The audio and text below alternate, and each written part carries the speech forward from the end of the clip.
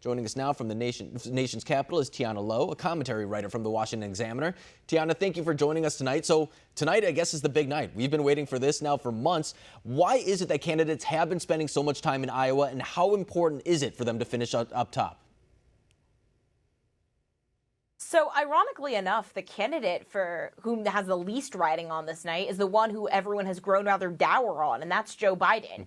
Obviously, Joe Biden can't completely crater in Iowa tonight, but he does have that Nevada, South Carolina boost to get before Super Tuesday, whereas the rest of the candidates, they're expecting to get blown out in between Iowa, New Hampshire, and Super Tuesday. You know, Pete Buttigieg, Amy Klobuchar, those are two candidates whose entire nominations rest on tonight, because if they both get blown out, there's no more case for their candidacy. All the moderates will just then wind up coalescing around Biden. For Bernie, he can afford to come in second place, but it is pivotal in terms of this narrative of his surge. If he wants to manifest that into reality, a strong showing in Iowa is necessary. Yeah, and to that point, too, I mean, we've heard from the Biden campaign that a lot of times they're actually looking forward to New Hampshire. A big part of them is looking forward to Super Tuesday. That's a time where they're polling in a lot of those states. They think they can pick up some ground there. The Sanders campaign is pretty much at the top as well, as you were saying, especially with California moved up. That's something that actually might favor Bernie Sanders this time around. He's polling high there. That's a lot of points right there that could add to that momentum. But for those candidates that you just mentioned, say Pete Buttigieg or Amy Klobuchar, if they are not successful in Iowa, if they don't pick up any delegates, do you think that we'll see them drop out before the next primary race?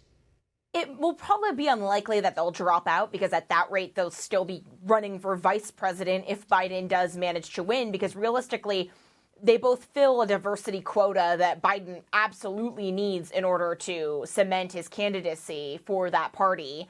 But I mean, this really is sort of a ride or die moment for those two candidates in particular. You know, a candidate like Andrew Yang has a bunch of cash on hand. He's not going to drop out of the race because he is effectively for all the policies that he has, he is a single issue candidate, one who's trying to get UBI inserted into the discourse. But Amy Klobuchar has already a very viable political career, and Buttigieg is way ahead of him. They're not going to try and alienate anyone who can help them in their next steps in their political careers.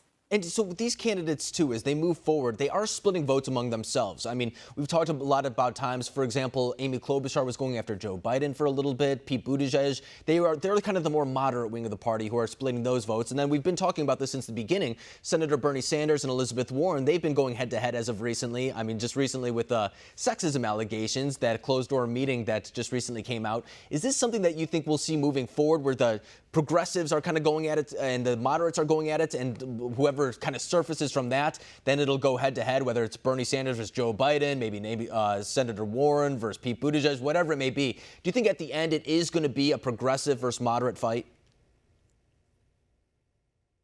I mean, I surely think so, because unless if Democrats want to go into a contested convention and have this be a 4 or 5-way war even, and then that doesn't even account for the fact that Mike Bloomberg will probably be a strong force in Super Tuesday and beyond, they're going to have to clear their lanes. It's just untenable to have Biden, Buttigieg, and Klobuchar all vying for that moderate lane. That's how you get Bloomberg to become a viable candidate. So, I mean, this has been a relatively boring primary, and I think it comes at the detriment to the Democratic Party, because it feels like these candidates, in a way, have not been strongly vetted. This is just not a great situation, and it's very reminiscent of the GOP in 2012. And Tiana, you bring up Mike Bloomberg, and it's kind of interesting to me because we've just seen the DNC kind of say that they are willing to change the rules in order to maybe get him on that stage. And we've seen some of the other candidates push back. Of course, Bernie Sanders has been against that from the very beginning, but we didn't see the DNC make those concessions for Cory Booker or Julian Castro or anything like that. And Joe Biden was asked about it,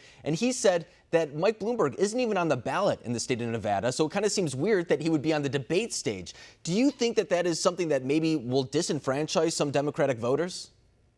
Well, certainly. I mean, populism is in the air in both parties, and it's clear that the whole Bernie revolution against the DNC establishment is still very much alive and well. You know, there is a case to be made that for those Super Tuesday states, voters deserve to see Bloomberg tested on the debate stage, because this is not someone who's terribly charismatic. This is not someone who will probably come off well under questioning. And I think that it's important that he's challenged by his competitors. but then put him on the debate stage before Super Tuesday, not before Nevada.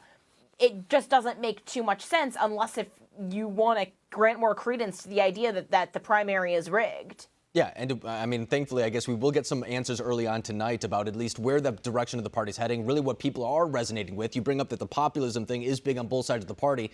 That might kind of be fueling a little bit of the Bernie Sanders wave, at least for right now. But Tiana Lowe, thank you very much for joining us tonight.